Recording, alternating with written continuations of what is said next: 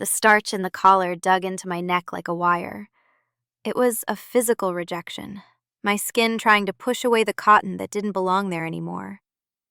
I looked down at the trousers, too long, too wide, swallowing the shape of my legs, and felt a wave of nausea that had nothing to do with illness. This was the deal, the peace offering. 1 week, my mother had begged, her voice cracking over the phone. For your grandmother's 90th. Just be him for 1 week. I stood outside room 314, my hand hovering over the reader. The plastic keycard felt heavy, like a weapon I didn't know how to use. I wasn't just walking into a room. I was walking back into a grave I'd already climbed out of. I had packed the suitcase in the dark. Not literally, but it felt that way. I had opened my closet and bypassed the floral prints, the soft knits, the things that made me feel luminous and real. Instead, I reached into the back, into the vacuum-sealed bag I had kept for emergencies that I hoped would never come. The smell of them hit me first, stale cedar and old anxiety. It was the scent of a life I had set on fire 3 years ago. Folding the button-downs felt like a funeral rite. They were gray, navy, black, the palette of the invisible. Placing them in the suitcase felt like loading lead bricks. Every item was a denial. The boxers, the undershirts, the thick socks that came up too high on the calf. I left my makeup bag on the vanity, staring at it like a lifeline I was voluntarily cutting. I only took the barest essentials. Deodorant that smelled like sport and aggression. A razor I used to dread using on my face. I did smuggle one thing. A small bottle of lavender lotion, decanted into a generic travel container. It was a secret anchor, a way to remember I existed when the mirror told me I didn't. I tucked it deep inside a rolled-up pair of cargo shorts, hiding it like contraband. The drive to the hotel took 3 hours, but time thinned. You know how a highway can swallow you when you're terrified?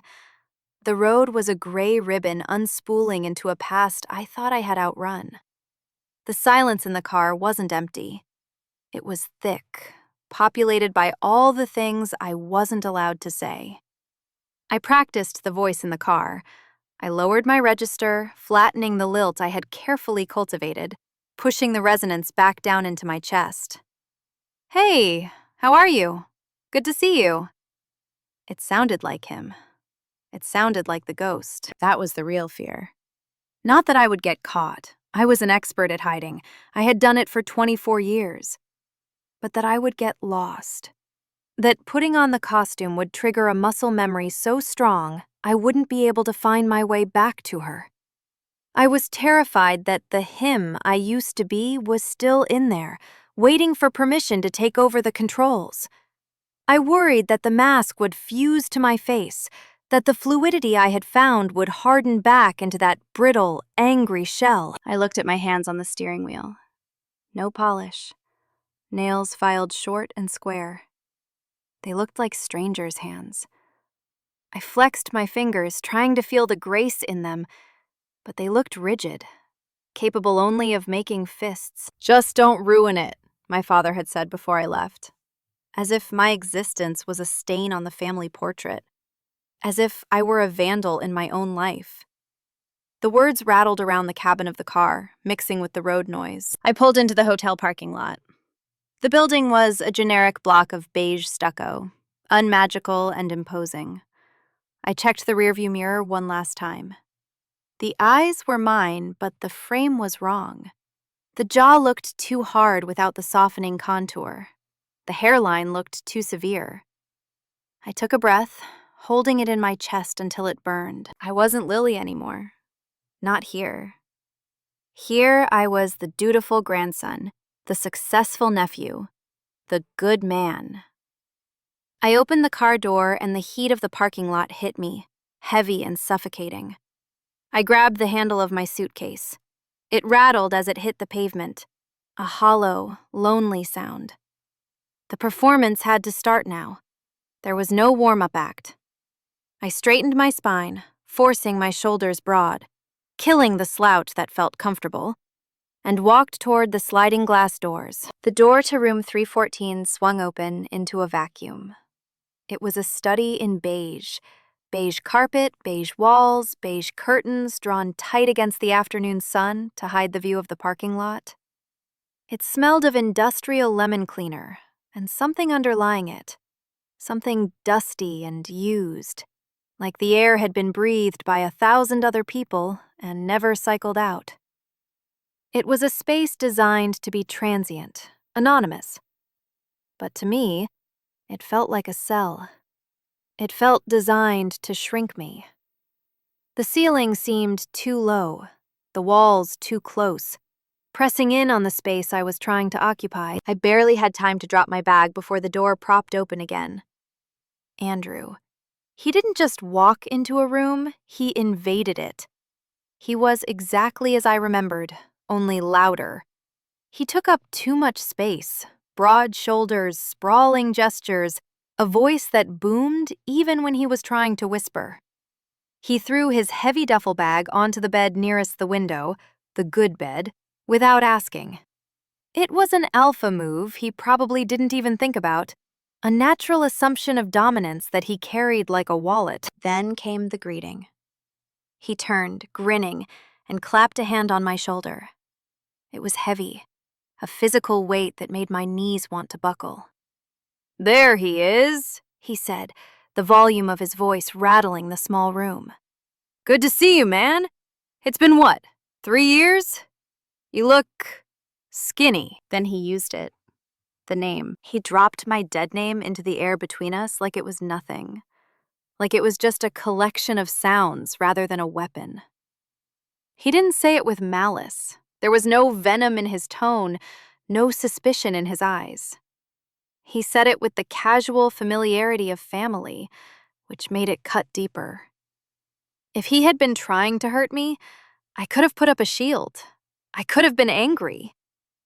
But this was just erasure. It was a stark reminder that to him, to everyone here, the last 3 years hadn't happened. Lilly didn't exist. She was a rumor, a whisper I had swallowed before getting in the car. He was talking to a ghost, and the ghost had to answer. "Yeah," I managed, my voice sounding rusty and foreign in my own ears, scraping against a throat that wanted to scream.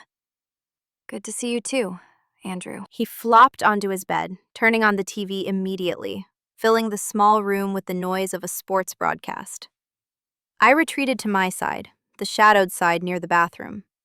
I had to unpack, but every item in my suitcase was a potential betrayal. I unzipped the bag slowly, the sound loud in the sudden quiet of my own head. I couldn't just dump my clothes in the drawers like he did. I had to be strategic.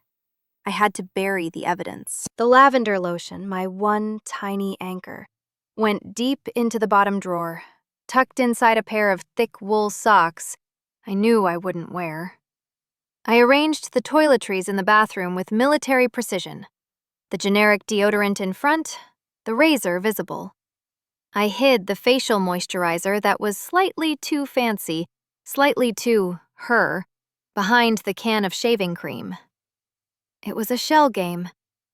I was hiding the soft parts of myself under layers of performance. "This is going to be a great weekend," Andrew said, not looking at me, his eyes fixed on the screen. "Just like old times." Old times. The words settled over me like a shroud. I sat on the edge of the bed, the mattress stiff and unyielding. The door clicked shut, the automatic lock engaging with a mechanical finality. The air suddenly felt too thin, recycled and heavy. We were sealed in.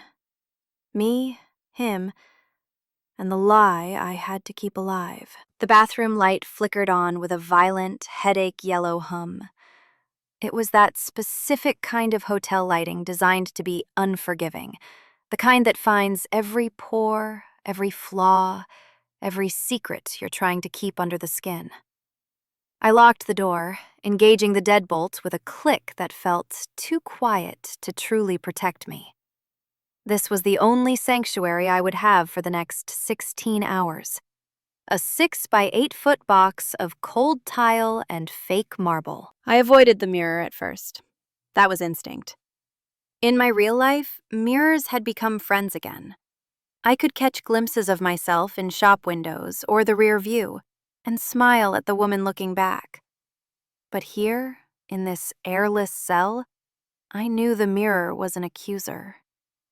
When I finally forced myself to look, the breath snagged in my throat. The lighting stripped away the softness I had fought so hard to cultivate.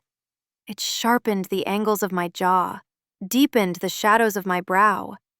It didn't show me. It showed the ghost. It showed the person everyone outside that door was expecting to see. I reached for the can of shaving cream. It was cold metal in my hand, heavy and industrial. I pressed the nozzle, and it hissed, spitting out a mound of dense white foam that smelled of chemically synthesized pine forests and aggressive menthol. A scent designed to scream, "Man!" at anyone within a 5-foot radius. I applied it to my face, the sensation alien and abrasive. My hands trembled slightly.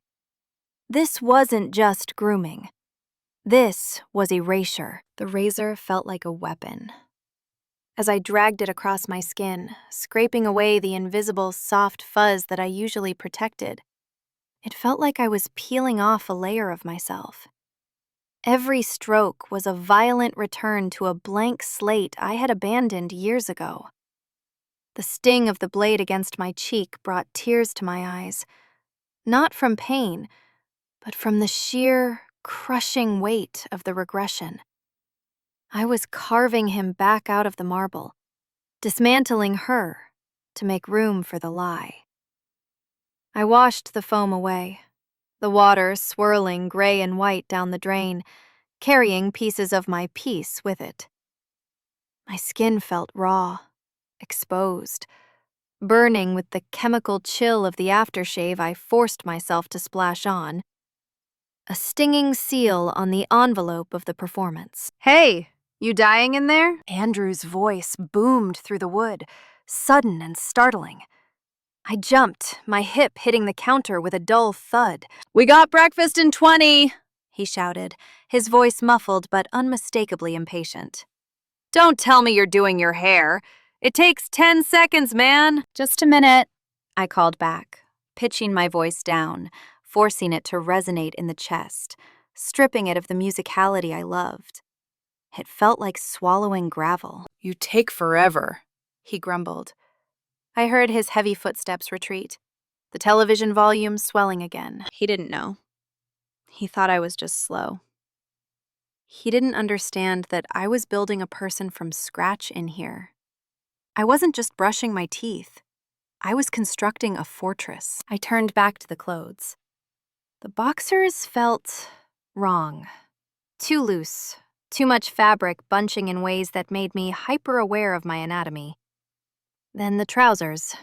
Stiff denim that felt like cardboard against my legs. I pulled them up and the waistband sat low, ignoring the waist I liked to accentuate, hanging off my hips in a way that felt boxy and utilitarian. I buttoned the shirt, watching the fabric hide the curve of my chest, flattening me out, turning my body into a rectangle. I looked at the reflection again. The woman was gone, buried under layers of cotton and fear. Now came the choreography. I paced the small length of the bathroom, watching my feet. I had to relearn how to walk. I had spent 3 years learning to glide, to lead with my hips, to let my shoulders relax back. Now, I had to undo it. I had to make myself heavy. I planted my feet wider apart, claiming floor space I didn't want. I hunched my shoulders slightly forward, creating that defensive, ready-for-action posture that men seemed to default to. It felt stiff, mechanical, like operating a heavy machine with rusty levers. I practiced the walk. Heel strike, heavy step, no sway. Arms loose but ready to form fists. It was a dance of aggression, a pantomime of taking up space. I looked ridiculous to myself, a caricature, but I knew this was the currency of the world I was stepping back into. If I moved like water, they would see me. I had to move like stone. I took one last deep breath, staring into my own eyes in the mirror. They were the only things I couldn't change. They looked terrified. "Showtime," I whispered, the word vanishing into the hum of the ventilation fan. I unlocked the door. The click sounded like a gunshot. I turned the handle and stepped out of the humid, pine-scented fog of the bathroom and into the colder, thinner air of the room where Andrew waited. The mask was affixed. The skin was wrong. But the door was open, and there was no going back. Fatigue is dangerous. It's a solvent that dissolves the glue holding the mask in place. By the afternoon of the second day, the constant vigilance was eroding my edges. I didn't know how to be him and be tired at the same time. He was a construct that required active energy to maintain, a constant flexing of muscles I didn't want to use, a perpetual deepening of the voice, a rigid policing of my own hands. When I got tired, the softness started to bleed through. I crossed my legs at the knee instead of the ankle. I let my wrist go limp while holding my phone. I forgot to frown. It happened during a lull. We were back in the room between the welcome lunch and the rehearsal dinner. The air conditioner was rattling, a rhythmic, mechanical wheeze that usually covered the silence. But in that moment, the room felt dangerously quiet. I had been unpacking a fresh shirt, my mind drifting, floating somewhere outside the beige walls. In a moment of pure, unthinking autopilot, I had taken out a small glass bottle of clear nail strengthener. It was a habit, a reflex. My nails were brittle without the gel I usually wore, and I'd been applying it secretly in the bathroom to keep them from breaking. I set it on the nightstand. Just for a second. Just to retie my shoe. That was all it took. What's this? The question wasn't aggressive, it was just curious. But in the small, pressurized cabin of room 314, it sounded like a gavel coming down. I froze. The blood in my veins turned to slush. I looked up, and there was Andrew, standing by the nightstand, holding the bottle. In his large, thick-fingered hand, the small glass vial looked impossibly delicate. It looked like an artifact from another planet. The light from the window caught the glass, making it gleam. A tiny, undeniable beacon of femininity in a room full of masculine performance. He turned it over in his fingers, reading the label. Diamond Strength. The font was looping, elegant. It wasn't a utilitarian object. It was a beauty product. "Is this nail polish?" he asked, his brow furrowing. He looked at me, then back at the bottle, his brain trying to solve an equation that had too many variables. He wasn't angry, he was just confused. And that confusion was more terrifying than anger, because confusion invites questions. Anger pushes you away. Curiosity peels you open. My heart hammered against my ribs, a frantic bird trapped in a cage. My throat went dry, the kind of dry that tastes like copper and dust. I had exactly 2 seconds to construct a reality that made sense to him before the truth came spilling out. "It's for the biting," I lied. The words tasted like ash. They felt heavy and clumsy on my tongue. "Mom gave it to me. Said it tastes bad. Trying to kick the habit." I hated the lie. It reduced me. It made me sound like a child, a nervous wreck who needed his mother's help to stop chewing on his own fingers. But being a child was safer than being a woman. A child is something he could understand. A child is something he could pity. Andrew looked at me, his eyes searching my face. I forced myself to hold his gaze, to not look away, to keep the mask rigid even as I felt it cracking. I saw the gears turning in his head.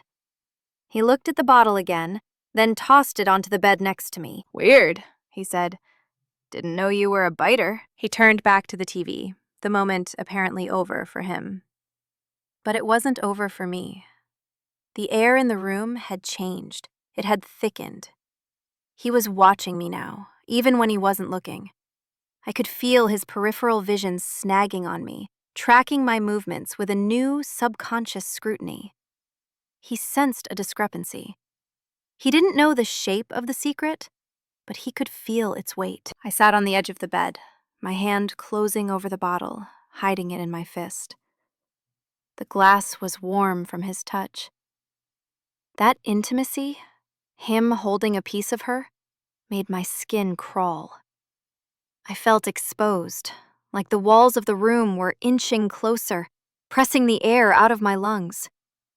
I couldn't breathe in there anymore. The smell of his body spray, the drone of the TV, the lingering vibration of the lie, it was all too much. "I need ice," I said, standing up too quickly. My voice sounded thin, reedy. "Ice machine's down the hall," he muttered, not looking up. I grabbed the plastic bucket and fled. The door clicked shut behind me, and for the first time in hours, I exhaled. The hallway was empty, a long tunnel of patterned carpet and sconce lighting. It wasn't freedom, but it was space. I leaned against the wall, the cold plastic of the ice bucket pressing against my chest, and closed my eyes, trying to stop the world from spinning. I was safe, for now. But the door back to the room looked like the entrance to a lion's den, and I knew I had to walk back in. The lights went out, and the room didn't get darker. It got smaller. Darkness in a strange place is never really empty. It's full of the shapes of furniture you don't know, the blinking red eye of the smoke detector, and the heavy, suffocating reality of the person breathing 3 feet away from you. Andrew fell asleep almost instantly. There was a talent I envied and resented in equal measure. The ability to just shut down. To be so comfortable in your own skin and your own space that unconsciousness comes as a simple, uncomplicated gift. Within 10 minutes, the rhythm of the room had changed. His breathing deepened into a heavy, rhythmic snore that felt less like a sound and more like a claim. It was a sonic occupation of the airspace. Every inhale sucked up the oxygen. Every exhale pushed against the walls, vibrating in the gap between our beds. I lay on my back, rigid as a board, staring up at where I knew the popcorn ceiling was. I didn't dare move. The sheets were starched and stiff, loud against my skin. Every shift of a leg, every turn of my head, created a rustle that sounded like a gunshot in the quiet.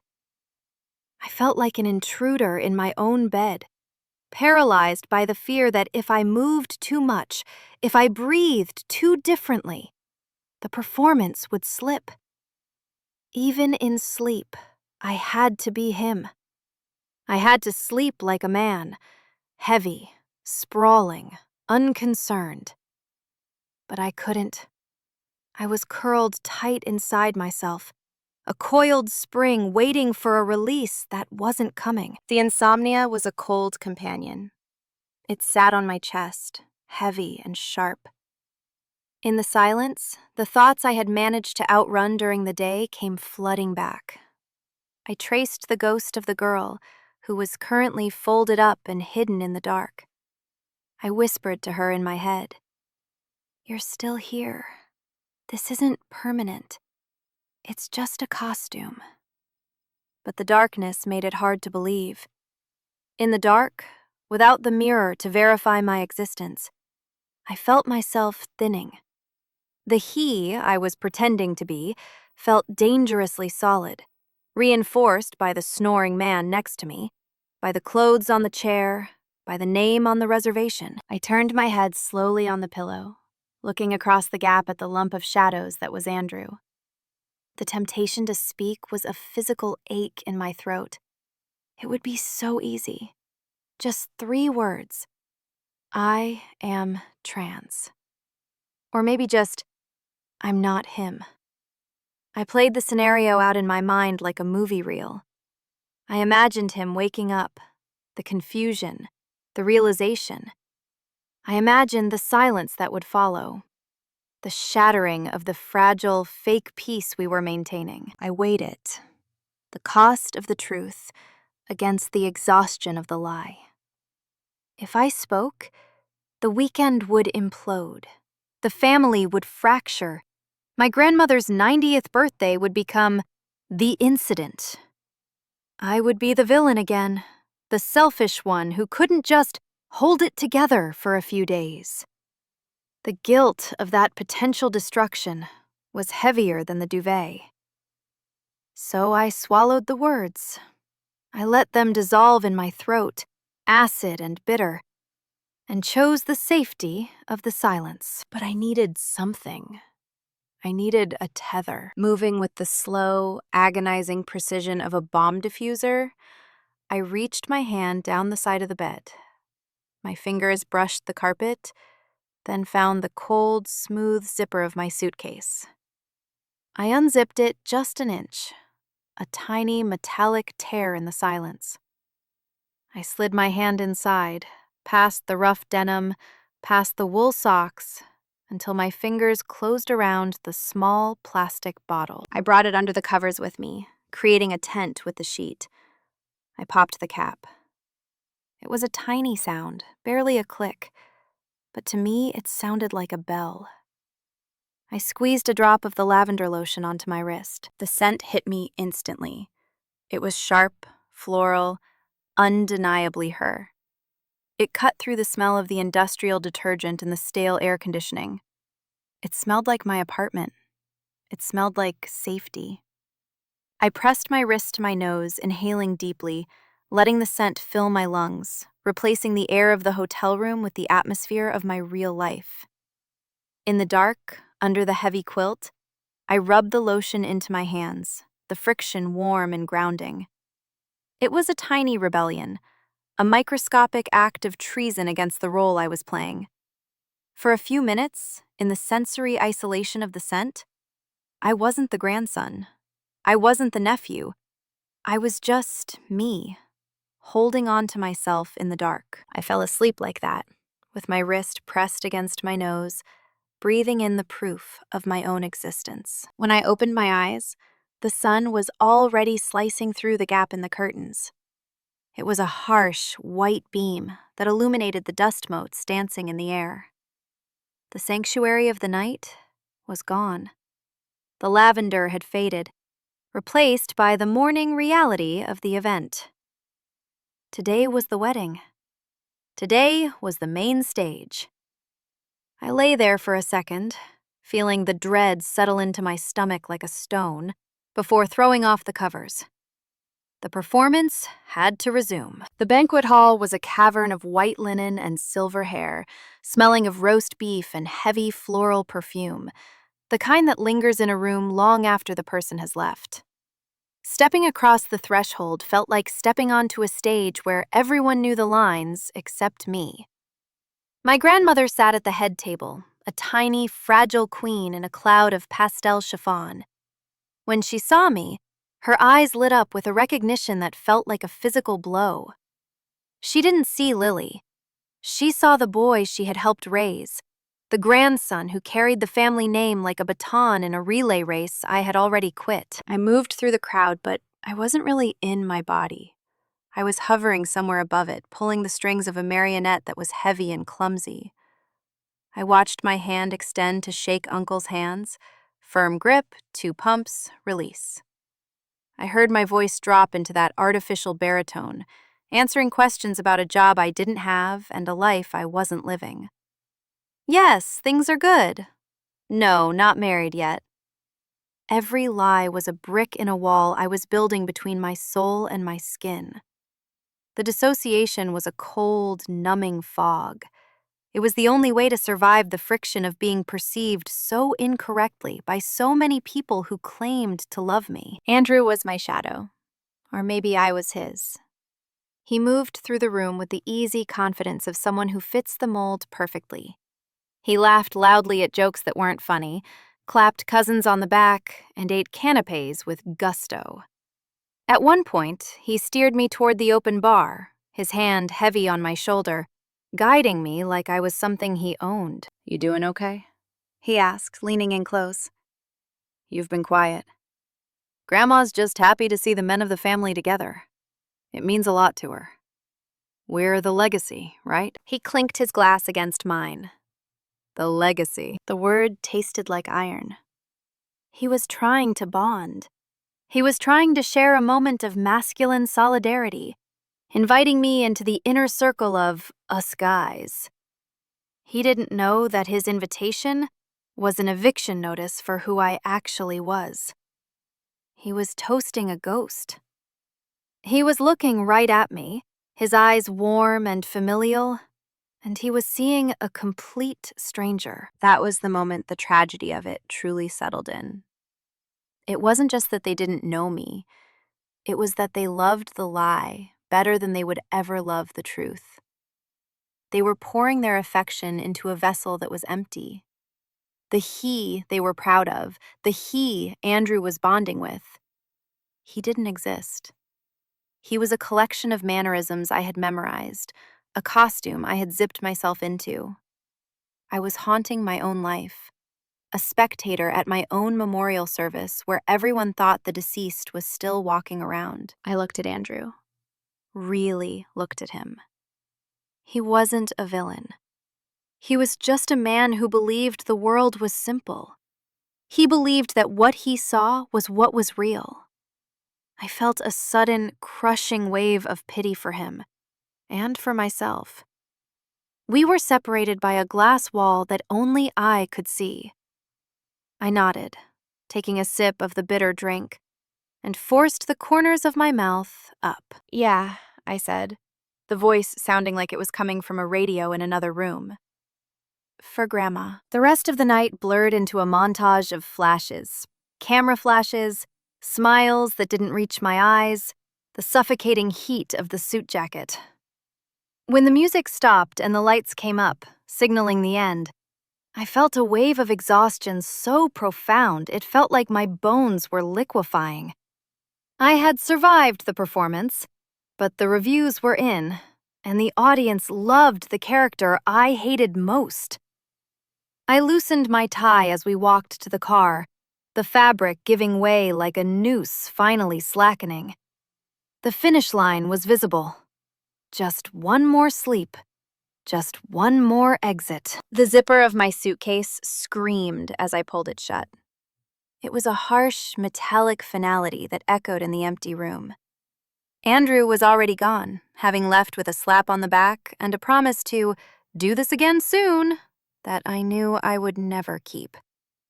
I didn't look back at the room as I walked out. I didn't check under the bed or in the drawers. I knew I hadn't left anything behind because there was nothing of me in there to leave. I was carrying my entire existence out with me, compressed into a carry-on and a tight chest. The moment the hotel doors slid shut behind me, the air changed. It wasn't just the temperature, it was the density. The parking lot heat, which had felt suffocating on arrival, now felt like a baptism. I threw the bag into the trunk with more force than necessary, hearing the heavy thud of the costume hitting the floor mat. It sounded like a body being disposed of. I drove for 20 miles in silence. I didn't turn on the radio. I just needed to hear the hum of the tires on the asphalt, the sound of distance being put between me and the performance. With every mile marker that whipped past, the invisible corset around my ribs loosened. I could feel my lungs expanding, reclaiming the space I had compressed for 3 days. But the clothes still burned. The stiff collar, the binding trousers, they felt like toxic waste against my skin. I felt coated in a film of him, a residue that wouldn't just air out. I needed to exercise it. I pulled into a rest stop that smelled of diesel and stale coffee. It was grimy, the kind of place where people stop only when they have no choice. But to me, it looked like a sanctuary. I grabbed the tote bag from the passenger seat, the one I had packed with the real clothes, the one I hadn't dared to bring into the hotel room, and marched into the restroom. The stall was cramped, graffiti scrawled in permanent marker on the door, but it was private. I stripped off the button-down shirt with frantic, trembling hands. Buttons flew, hitting the tile floor with tiny clicks, but I didn't care. I kicked off the heavy trousers, stepping out of them like I was stepping out of shackles. I shoved them into the bottom of the tote bag, burying them deep under the trash of the weekend. Then, the ritual of return. I pulled on the soft, oversized knit sweater. It slid over my skin like water, a gentle, fluid embrace that didn't demand a shape, but allowed one. It smelled faintly of the lavender detergent I used at home, a scent that made my eyes sting with relief. I pulled on the leggings, the fabric yielding and familiar. I took my hair out of the tight, masculine style I had forced it into, shaking it loose, feeling it brush against my neck like a caress. I stepped out of the stall and went to the sinks. The mirror was cracked in the corner and the lighting was dim, but the reflection was undeniable. The ghost was gone. The man who had shaken hands and slapped backs and spoken in a deep, hollow voice had vanished the moment the costume hit the floor. He hadn't stuck. He hadn't lingered. I had been so terrified that pretending to be him would erase me, that the old patterns would overwrite the new ones. But looking at myself now, eyes bright, shoulders dropped, softness returning to my face, I realized the opposite had happened. The performance hadn't blurred the lines, it had sharpened them. Wearing the wrong skin had only made me acutely, painfully aware of how right my own skin felt. I hadn't lost her.